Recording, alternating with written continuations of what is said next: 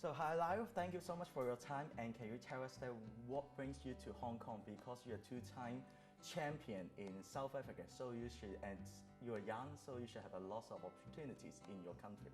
Yes, I've had a great run back home in South Africa, but it's always been a dream for me to come here to Hong Kong and compete on the world stage. So, you know, the fact that this opportunity has come at such a young age, I'm really privileged, and it was something I couldn't turn down. You know, it's a dream come true, and I'm looking forward to making the most of it. I think you have a very smooth career, and especially your parents actually they're working for the horse racing. So is it the reason that starting from a young age that you already love horses? It definitely was influenced by the fact that my parents were involved in horses, and you know, to have someone that could guide me along and share the passion with me definitely helped. But yeah, as I went through school, the fire inside of me grew stronger and grew bigger, and I'm just really happy that it was something I could take up and sort of do what I love as a career. Basically, I would say that you start to be a jockey only in 3 years. So in 2016, you just went to the apprentice school, and then in 3 years, you won almost every titles in South Africa. So what are the key factors? Yes, so you're correct. I started off as a work rider, which is like amateur races, and I did that for 2 years, but in 2016 I officially joined the academy as an apprentice, and I came out of my time in January this year and qualified as a jockey, and like you say, you know, I was very fortunate to get a lot of support and achieve those titles and break those records. But for me, you know, despite having opportunities in that, I think what helps you to succeed in such a career is to be driven and to love what you do, such as I do. You know, I really love the sport and love what I do. And of course, you've got to have the talent, but to back that, you've got to be hardworking. I think that's something that I'm pretty notorious for. I always work hard and give off my best. And it's about maintaining relationships and being an optimistic person. Do you ever think that you can be a champion from the first day of riding? It was always something that I thought one day I would love to be, you know, be a champion, but for it to have come so soon, you could never expect that. You know, just the opportunities I got, I made the most of, and you know, to have that sort of champion jockey on my CV, yes. It's amazing. So yeah, I can't say I expected it, and especially not so soon, but I've worked hard, and I'm just really grateful that it all came together. And also you have a very good background, racing background, and your father Carl actually was a former jockey, and he was actually an assistant trainer to one of the good trainer in South Africa as well. So before you're going to the academy, and actually you worked for your father for some times, right? Yes, that's correct. I come from a good pedigree, well bred. Group 1. Group 1 pedigree for sure. But yes, a lovely background to have, you know, and whenever I had holidays or short breaks from school, I would fly down to Port Elizabeth and ride work out at Fairview Racecourse for my dad's yard, Yvette Bremner. And that obviously set a good grounding. You know, I got to learn from someone like him and be involved in the yard as well, which makes you a horseman. I think that's very important, not just to be a jockey, you've got to be a horseman. And having that sort of grounding to work in the stables, yeah, gives you that horsemanship, and I learned a lot from him. And my mum too, you know, she rode in amateur races, she played polo cross a lot, so yeah, just in general I had a really horsey background, and I think that sort of builds a platform for one to build off. So what do you learn most from your father?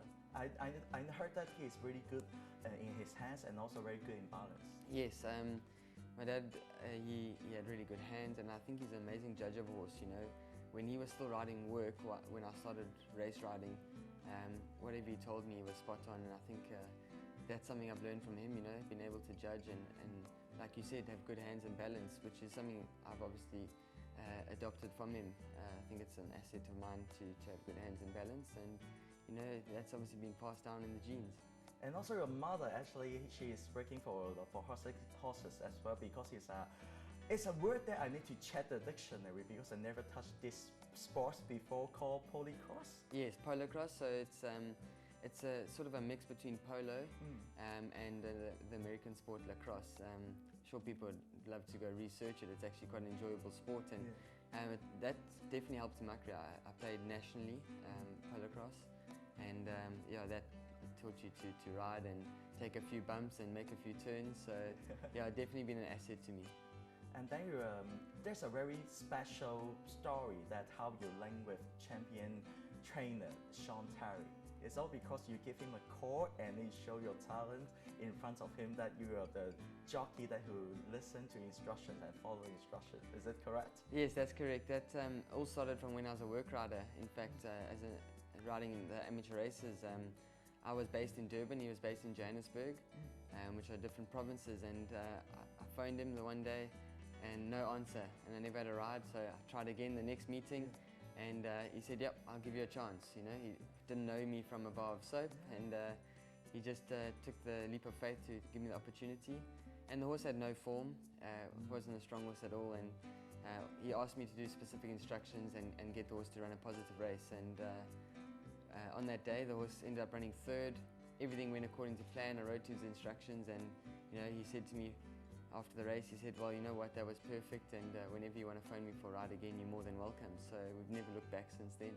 I have a very funny story that actually you are quite close friend with Anthony, the Patch son, and then it's all because your friend with him, then you know Anthony, and it's Anthony that bring you to kind of races, is it? Yes, so Damien and I were good friends at school, Kersney, like I mentioned earlier, Kersney College, and obviously having that same interest, family in horse racing, and obviously Anthony being a champion jockey, you know, we got along really well, and I got to meet Anthony.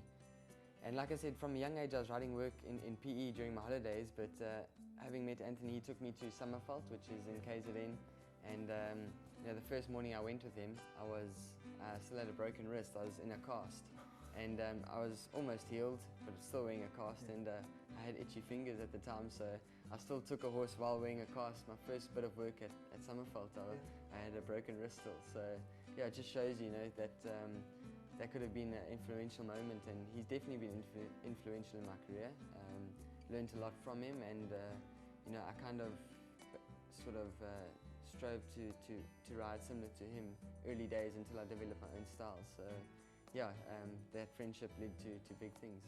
He's one of the most influenced person in your life, well, other than Anthony. So can you name three persons that actually play a main part in your career? It's hard to knuckle it down to three people, but obviously my dad and Yvette and the whole Dipping Blue team would have to be really important people.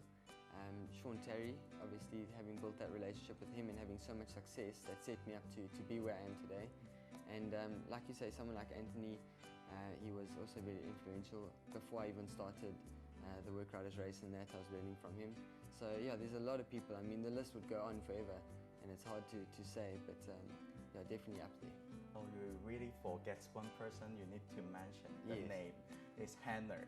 So actually, I know that obviously I observed that you're a really determined person, but actually, she's the one that every successful man, there's a strong woman behind, and I'm sure Hannah is. And just like you met her, I think it's you met her for quite some time before you guys together, right? Yeah, so unbeknown to us, we knew each other as kids, but many years later on, bumped into Hannah again in Port Elizabeth, and yeah, it's been a great ride. And it's like you said, she's the rock behind, and it's always lovely to come home from races and know you've got someone there to confide in, and just have that same support structure with somebody who shares the same interest as you. I think it's really important. It's quite a mentally tough game, and you know, having someone to lean on is a big help. So actually, on your first riding meeting in Hong Kong, you did well. So you have 5 rides and 3 of the horses get some prize money. So tell me, how do you feel about your first riding experience in Hong Kong? Oh, it was fantastic. It's very different. Obviously, the racing's tight, the tracks are quick, the pace is different. Placing horses becomes a bit tougher in those situations. But it's something I can adapt to, you know. I really enjoyed the experience, and I know that I'm going to improve from it big time. And yeah, looking forward to the next meeting already. You know, to have a winner would have been amazing. What a great start, but I think it just sort of keeps you level-headed and reminds you that you've got to keep working hard. So I don't mind that I never had a winner. I know it's going to come, and hopefully in the years to come we can be right up there.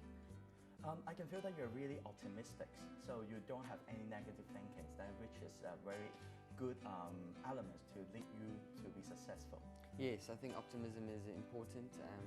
You don't really care about the people's criticisms, right? No, look, you would take constructive criticism and use it positively, but if there's any negative criticism, you've just got to let it pass, you know. There is going to be that. This industry, it happens quite often. So for me, you got to look past that, be optimistic, and have that sort of positive momentum in your career. You know, like I said, if you want to succeed, you can't be getting yourself down. You've always got to be trying to step up, and I think that's important, being optimistic. So do you have a working motto? So keep you just like a quote or anything that keep you... Not necessarily, but obviously, like you say, that being positive and having positive momentum is important. And something I picked up from when I was at Kersney is a Latin saying, carpe diem, which means seize the moment or seize the day. And I think that is important because you kind of got to live for now as well, you know, not just always about the future. You make the most of what's in front of you. So any races that you would like to win or achieve in this racing industry? You know, obviously you want to go out onto the world stage and succeed. And here in Hong Kong, there's some really prestigious Group 1 racing. So you know, to go win on the international day would be amazing. And that's something that is definitely high on the agenda to win one of the Hong Kong international races. So I think that's first and foremost for me, and I think that would set you up pretty big here. You know, looking out overseas to ride at Goodwood and pull off a success at Goodwood or Epsom, absolutely amazing. And you know, then barring that, you've got to look over to the likes of Dubai and ride in the World Cup, and something to win the likes of the World Cup. It would be unbelievable. You know, like I'm saying, I couldn't even imagine it, but I'm sure it'll come one day, and yeah, I'll grab that with both hands. I think riding in Hong Kong set you a very good international platform, because there's we attract a lot of international jockeys and trainers to compete against each other in this city. So actually, if you can build up your name in a short period of time, then I'm sure that you have more opportunity to show your talent in front of the global stage. Yes, I agree with you. That was one of the reasons why, you know, as much as I love racing in South Africa, that coming here was a definite for me, because like you say, it opens up doors internationally because of more recognition. And not only that, riding against different nationality riders all the time, for different nationality trainers, you learn a lot, you get that exposure, and then when you do go out to ride in these sort of events, you got the valid experience to go and succeed. Last but not least, how do you see yourself in 5 years? In 5 years, hopefully I'm still here, most importantly, and you know, having built a strong base and made good relationships, I'd like to see myself succeeding and really put my name up there and being a go-to jockey in Hong Kong. That would be important for me. Okay, thank you very much, Lyle, and wish you all the best in your career in Hong Kong. Thank you very much.